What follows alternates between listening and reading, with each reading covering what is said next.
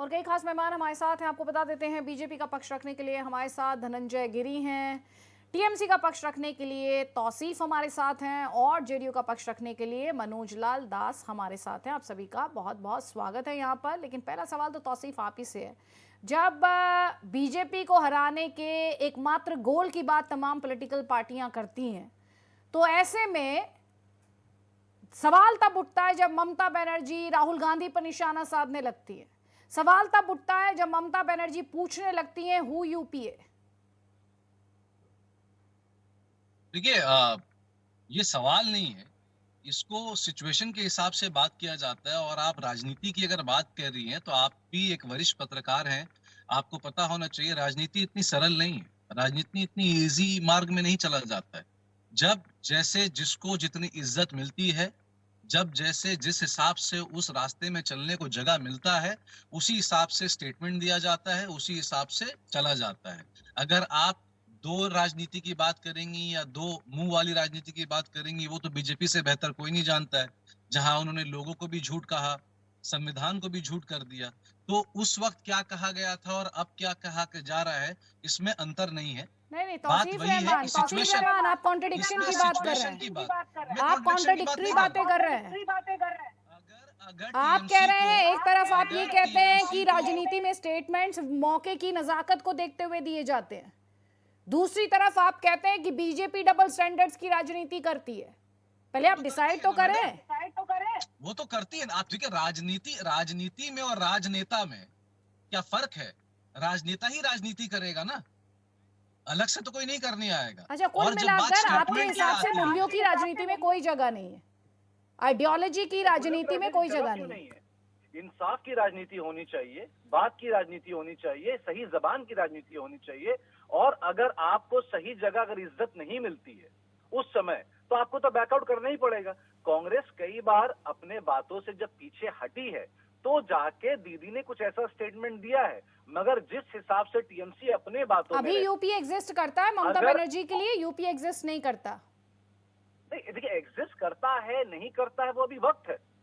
अच्छा, अगर वक्त सब है। मिलकर, अगर एक सुनिए, अगर एक पड़ाव में अगर सब अगर आता है और सबकी मानसिकता और सबकी अगर थिंकिंग अगर एक होती है और एक बोट में अगर चलने को तैयार है, तो बीजेपी के अगेंस्ट तो सारी दुनिया लड़ने को तैयार है। क्योंकि ये तानाशाही कब तक चलेगी, और इस तानाशाही को अगर आप बंद करना सर, चाहते हैं, आप ये जो तो अगर सबको एक लगाते बोट हैं में ना, इस आना ही अगर में ही पड़ेगा। तमाम संभावनाएं होती हैं। इस अगर से ही संभावना नॉन होनी कांग्रेस चाहिए और ना। नॉन बीजेपी थर्ड फ्रंट आ सकता है। इस अगर से ही पूरी राजनीति की तस्वीर बदल सकती है। ठीक है, तो ये जो अगर शब्द लगा देते हैं ना आप, उसके बाद पॉलिटिकल तस्वीर जो है, राजनीतिक तस्वीर जो है, वो पूरे तरीके से बदल सकती है। खैर, जवाब ले लीजिए अब आप एक एक करके।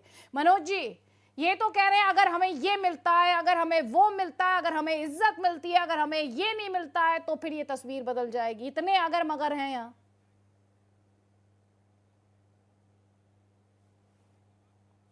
तो हमेशा से शुरू से ही राजनीति, देखिए, संभावनाओं का खेल होता है और राजनीति परिस्थिति बस भी कोई गठबंधन बनता है।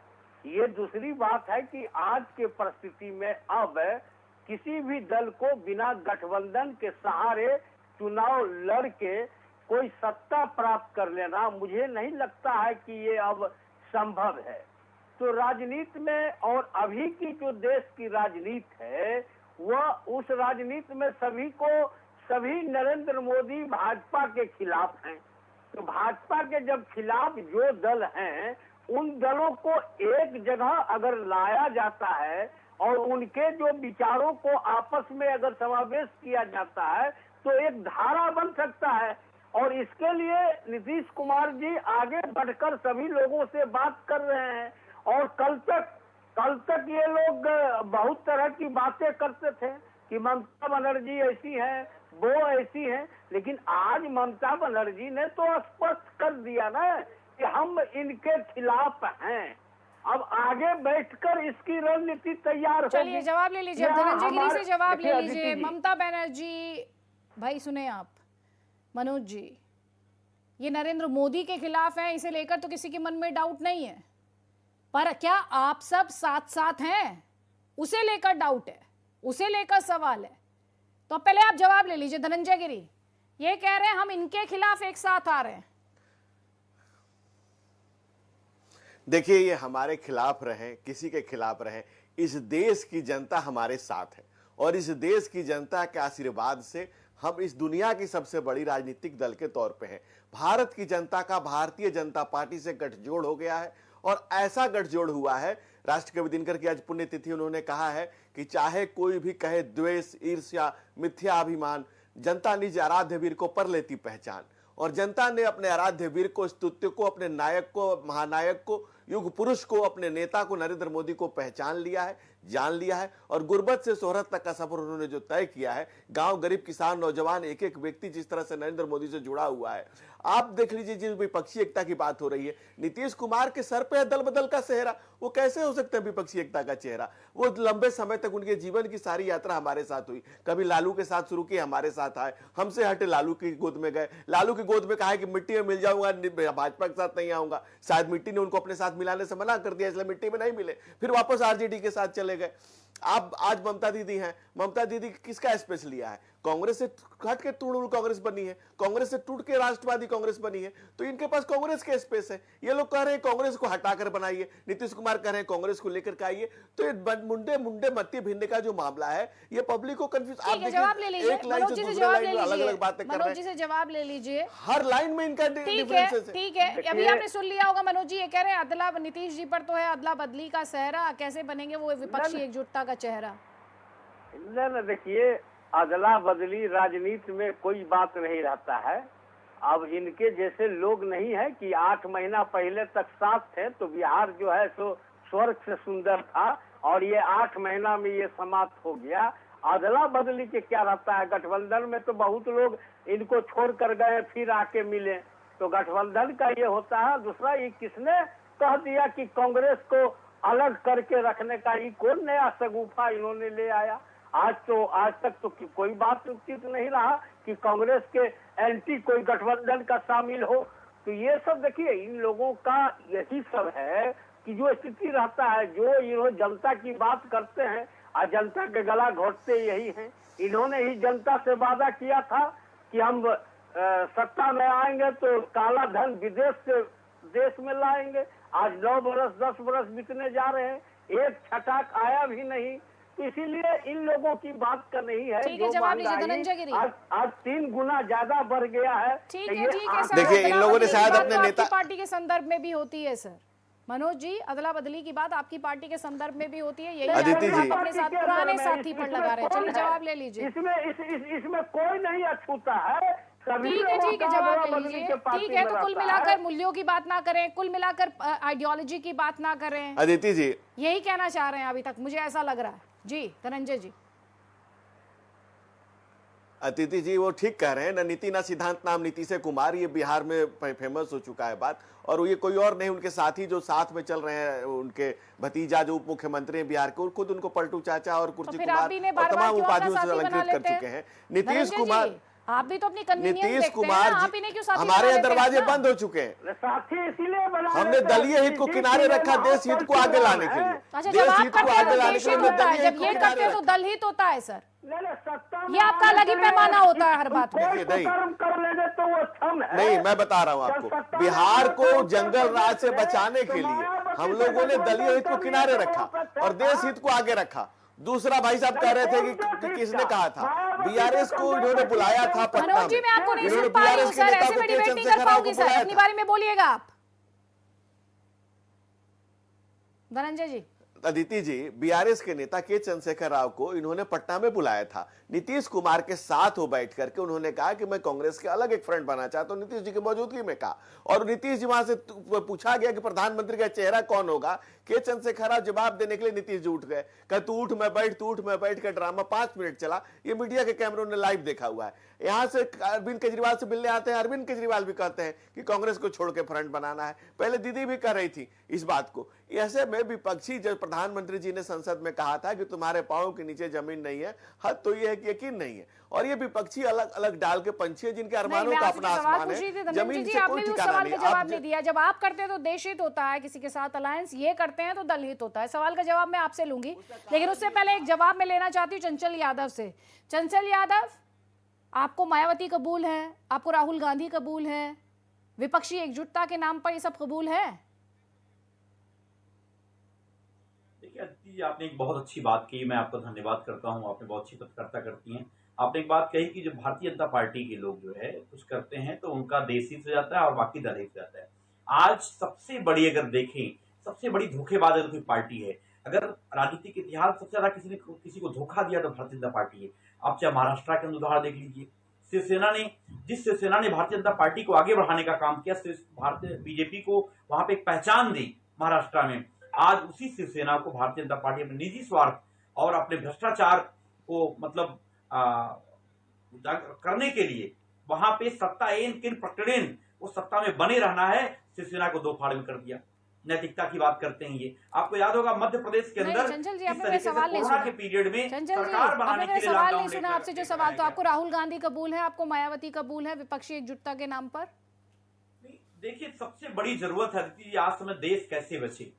देश में जो संवैधानिक संस्थाएं हैं, बताइए, एक चुना हुआ प्रधानमंत्री जो एक चुनी हुई मुख्यमंत्री को, एक महिला को जाके कहता ओ दीदी, किस तरीके से कमेंटबाजी होती है। बताइए, प्रधानमंत्री पद पे बैठा हुआ व्यक्ति, इस तरीके गरिमा, जो एक पद की गरिमा है, किस तरीके, आपने एक दो उदाहरण नहीं है। आज प्रधानमंत्री जी केवल एक सूत्री कार्यक्रम उनका है, केवल प्रसार। चंचल यादव जी, आपको राहुल गांधी कबूल है समाजवादी पार्टी को? आपसे सवाल क्या पूछ रही हूँ मैंने बताया अभी को, देश बड़ा है, देश पहले जरूरी है जी। तो मायावती जी के साथ जाने में आपको कोई दिक्कत नहीं जवाब है? आप वैसे पहले भी गए हैं, लेकिन मैं फिर भी पूछ रही हूँ। मायावती जी आज के समय भारतीय जनता पार्टी की बी टीम के रूप में काम कर रही हैं। उनके सारे टिकट भारतीय जनता पार्टी के लोग बांट रहे हैं। तो बहन जी, तो पहली बात जीरो, आप समझिए, अगर आपको याद होगा 2019 में अगर हम लोग राहुल गांधी, चलिए मायावती को आपने आउट कर दिया, बहन जी को आपने आउट कर दिया, चलिए राहुल गांधी कबूल है ना आपको? राहुल नहीं, देखिए, मैंने देश के लिए, मैंने क्या बोला, मैंने देश जरूरी है, देश की जो संवैधानिक संस्थाएं जरूरी हैं। आप मुझे बताओ, आपके लिए भी देश जरूरी है, उनके लिए भी देश जरूरी है। आज महंगाई, आप सब यही कहते हैं देश बहुत जरूरी है, सबके लिए देश जरूरी है भाई, लेकिन आप राजनीति में देश को क्यों लेकर आते हैं? क्योंकि जब आप अपनी राजनीति की बात करते हैं तो आप तो अपनी सुविधा देखते हैं, अपने समीकरण देखते हैं। जवाब दीजिए धनंजय जी, एक चीज आप बताओ, ये भी देश की बात कर रहे हैं, आप भी देश की बात कर रहे हैं। आप पहले मुझे मेरी बात तो कंप्लीट हो जाने दीजिए। ठीक है, मैं आगे आपको फ्लोर दूंगी सर। मैंने आपसे जो सवाल पूछा, सवाल का जवाब चंचल यादव जी आपने इतनी देर में नहीं दिया, अब आगे दीजिएगा प्लीज। धनंजय गिरी से जवाब लीजिए अब आप। अदिति जी, देश बड़ा है, बहुत बड़ा है, दल कुछ छोटे हैं और उनके दिल उससे भी ज्यादा छोटे हैं। समाजवाद जब एक परिवारवाद में कन्वर्ट हो जाता है, जब एक परिवार की पार्टी बन जाता है, तो समाज उससे कट जाता है। उसके बाद आप बुआ को लेके आए, बुआ बबुआ साथ में आए, या कभी साइकिल पकड़ लें, कभी हाथी पर चढ़ लें, जनता आपको अस्वीकार कर चुकी है और जनता ने आपको नकार दिया है। आप चाहे जितने तरह के प्रयोग कर लें, भारतीय जनता पार्टी अपने विचार के बल से यहां तक पहुंचा हुआ दल है, और मैं दावे से कहता हूं कि एकमात्र पार्टी है जो वैचारिक बल से चल रही है। बाकी जो दल है, आप या तो एक परिवार के बदौलत चल रहे हैं या कुछ चंद लोगों के बदौलत चल रहे हैं। राजनीति में और लोकतंत्र में लोक जो है वही मालिक होता है। बाबा साहब डॉक्टर भीमराव अम्बेडकर के दिए गए जब आप नीतीश कुमार के साथ जाते हैं और फिर आप नीतीश कुमार से अलग हो जाते हैं, वो क्या है? नीतीश कुमार हमसे अलग हो जाते हैं। मैंने कहा कि दलीय हित को हमने किनारे रखा, देश हित के लिए। देश हित क्या था? बिहार में जंगल राज को खत्म करने के लिए। नीतीश कुमार जी के पूरे जीवन की यूएसपी क्या है? उन्होंने लालू यादव के जंगल राज के खिलाफ लड़ाई लड़ी, इसमें कोई दो राय नहीं, स्तुत्य प्रयास किया, और इसीलिए बिहार की जनता उनको जानती है। नीतीश जी के पूरे जीवन का यूएसपी क्या है, और नीतीश और लालू के जीवन की यूएसपी क्या है? कि वो कांग्रेस के खिलाफ खड़े हुए, जेपी के आंदोलन की दोनों उपज है, और दोनों आज कांग्रेस की गोद में दोनों कह रहे हैं आपने जेपी के आंदोलन और जो वैल्यूज थी उन्हें त्याग दिया जेडीयू ने। जेपी के आदर्श और जो कुछ भी थे, वह जेपी के बातों को ये भी था कि हम किसी के साथ विश्वासघात नहीं करेंगे, लेकिन भारतीय जनता पार्टी विश्वासघात के मामले में सबसे आगे रही है। तो जेपी के इस आदर्श को भी इन्होंने तोड़ने का काम किया, और शुरू में ही हमने कहा कि जब राष्ट्र की निर्माण की बात होती है तो उस समय हम किसी न किसी जेपी के आदर्शों पे बलि चढ़ा दी दोनों ने।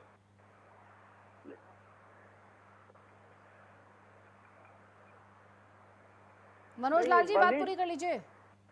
तो मैं वही कह रहा हूं कि यहाँ कोई बलि नहीं चढ़ी। जहाँ परिस्थिति रहा, राष्ट्र के बात उठेगी तो ये ठीक है। ये शिवसेना को तोड़ दिए तो बहुत अच्छा किए, ये मध्य प्रदेश में कांग्रेस को तोड़ दिए तो लाजवाब किए। तो ये अपनी गलती, ये जो गलती करेंगे वो सही है।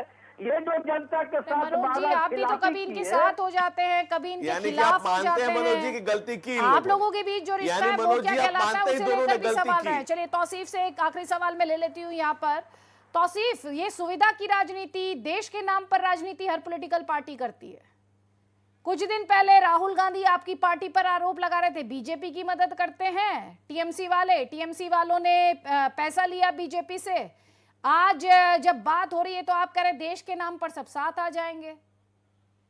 देखिए मैडम, मेरा एक सिंपल सा प्रोसेस है कि ऑपोजिशन में जो भी ना इत्तेफाकी है वो एक ना एक दिन तो ठीक हो जाएगी, और ये छल कपट जो लगा हुआ है बीजेपी के तरफ से वो चलता ही रहेगा। देखिए मुझे समझ में नहीं आता कि टीएमसी जब भी कोई कॉन्फ्रेंस करती है कोई राष्ट्रीय दलों को लेकर, बीजेपी को इतना पसीना क्यों आ जाता है। अरे कॉन्फ्रेंस चल रहा है, कोई अगर एक दूसरे से मिला है, भारत के लोग भारत से ही मिला है ना, कोई बाहर पाकिस्तान से तो बैठकर नहीं मिल लिया है। तो इतना पसीना छूटने वाली बात कौन सी हो जाती है कि यहाँ पर जो बीजेपी जितने लीडर्स है बंगाल में वो एक नारा लगाना शुरू कर देते हैं, वहां दिल्ली में बैठे अमित शाह की पूरी गैंग एक नारा लगाने लग जाती है कि भैया कौन मिल लिया, किससे मिल लिया। तो आप अगर अपने आप को इतना वरिष्ठ पार्टी समझते हैं, दुनिया की सबसे बड़ी पार्टी समझते हैं, तो हम जैसे छोटे लोग किसी से अगर मिल लेते हैं बिहार और बंगाल में तो इतना पसीना क्यों बह जाता है। अरे आपके पास 300 से ज्यादा सीट है। सवाल आपसे नहीं, ये मैं तो नहीं था, आपका- मैं तो सवाल ये आपका था जो statement अतीत रहा, जो इतिहास रहा, जो वार पलटवार रहे। ममता बनर्जी पूछती है who UPA, Rahul Gandhi elections में कैंपेन में जाकर कहते हैं कि टीएमसी और बीजेपी मिले हैं, टीएमसी को बीजेपी से पैसा मिलता है। क्या उन तमाम तलखियों को भुला, सर आप या तो आप बोले या मैं बोल लूं प्लीज, इन तलखियों को भुलाने के लिए आप तैयार हैं? आपसे मैंने ये सवाल पूछा था जिसका जवाब आपने दिया नहीं मुझे। लेकिन एक बात इस डिस्कशन में साफ है। बहुत बहुत शुक्रिया धनंजय गिरी, चंचल यादव, मनोज जी और तौसीफ रहमान इस डिस्कशन में शामिल होने के लिए। लेकिन एक बात इस डिस्कशन में आपको साफ तौर पर समझ आई होगी कि हर पॉलिटिकल पार्टी अपनी सुविधा के मुताबिक, अपनी कन्वीनियंस के मुताबिक अपने पार्टनर्स तलाशती है, सहयोगी तलाशती है और चुनावी समीकरणों को, वोट के समीकरणों को साधने की यहां पर कोशिश करती है, जैसा कि आपने इस डिस्कशन में भी महसूस किया होगा। अभी के लिए इतना ही, लेकिन भारत एक्सप्रेस पर खबरें जारी है।